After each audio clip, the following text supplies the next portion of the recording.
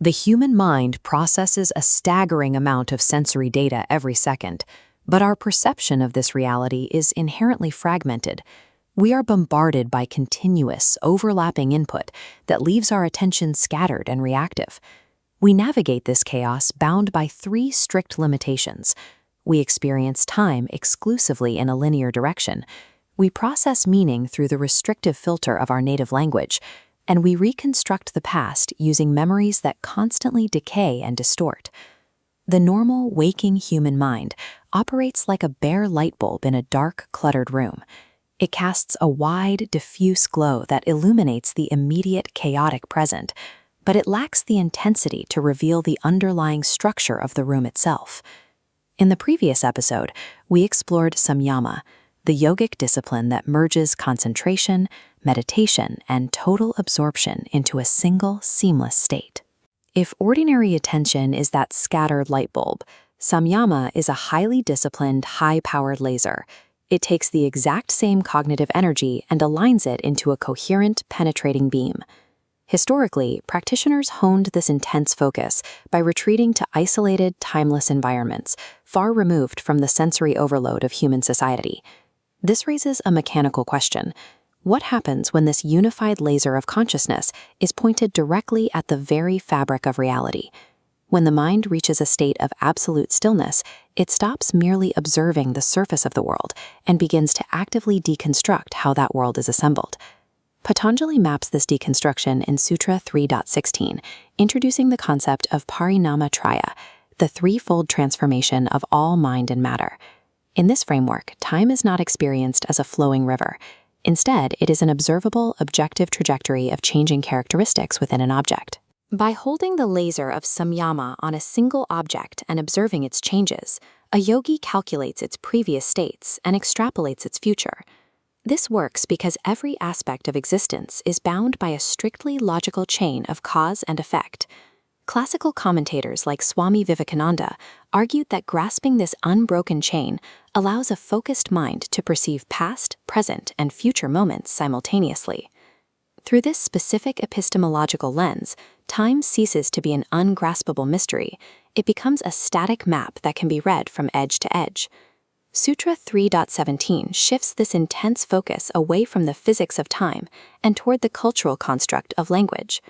When we communicate, humans naturally and instantly superimpose three separate elements: the auditory sound of a word, the physical object it points to, and the internal idea behind it. The deconstruction of this linguistic process is carefully documented throughout classical yogic texts. The practice of Samyama forces these three elements to break apart. The sound, the object, and the idea revert to distinct, separate phenomena. By deliberately bypassing the acoustic sound and the physical object, the yogi accesses the pure, raw intent driving the utterance. This explains the text's assertion that a master can know the language of all creatures. Language drops its cultural and biological barriers, leaving only the transparent transmission of meaning. In Sutra 3.18, the laser of Samyama is turned inward, piercing into the deepest layers of the personal subconscious. Here, Patanjali focuses on samskaras, the latent psychological impressions, or seeds of karma, left behind by every single experience a person undergoes. These impressions are stored deep beneath conscious thought, obscured from normal access. Vedic texts view them as accumulated records of past lives. Conversely, modern psychology interprets them as deeply rooted unconscious or ancestral memory. By applying the unbroken focus of Samyama to these hidden seeds, a practitioner pulls them up from the dark unconscious directly into clear waking perception. By tracing these deepest mental impressions, the yogi perceives the causal chain of their own existence, spanning back through their own memory and beyond. Sutras 3.19 and 3.20 turn this analytical focus outward, addressing the barriers between individual minds. By directing Samyama onto another person's physical and subtle physiological signs, their underlying emotional and mental state becomes completely apparent to the observer. Historical commentaries outline this capability with precision, but they also firmly establish its boundaries. Sutra 3.20 establishes a crucial limit. The yogi can know that a person is angry or sad, but they cannot know who or what that person is thinking about. The logic here is strict. The specific object of the other person's thought is not the object of the yogi's samyama. Therefore, the target's internal subject matter remains hidden. This boundary demonstrates that these texts describe a state of supreme empathy and physiological hyper-intuition, rather than a supernatural parlor trick of mind reading. Through this process, the practitioner shifts their position in reality. They no longer merely react to the world's movements, they have become an observer of the mechanics that drive it. This integrated focus requires absolute physical and mental mastery over the human vessel. This dispels a common misconception. These abilities, known as siddhis, are not presented as supernatural gifts bestowed by a deity. They are mapped out as natural, logical extensions of the human intellect. These extraordinary insights occur simply because a thoroughly purified mind operates entirely without the static and distortion of the ego.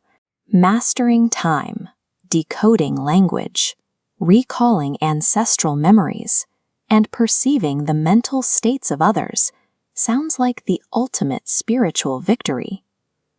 Yet, acquiring these heightened perceptions of time, speech, and memory presents a profound and dangerous temptation to the practitioner's ego. As Samyama deepens, Patanjali describes even more extraordinary experiences, but also issues an important warning. In the next episode, we explore intuition, inner knowledge, and why these attainments can become obstacles on the path to liberation.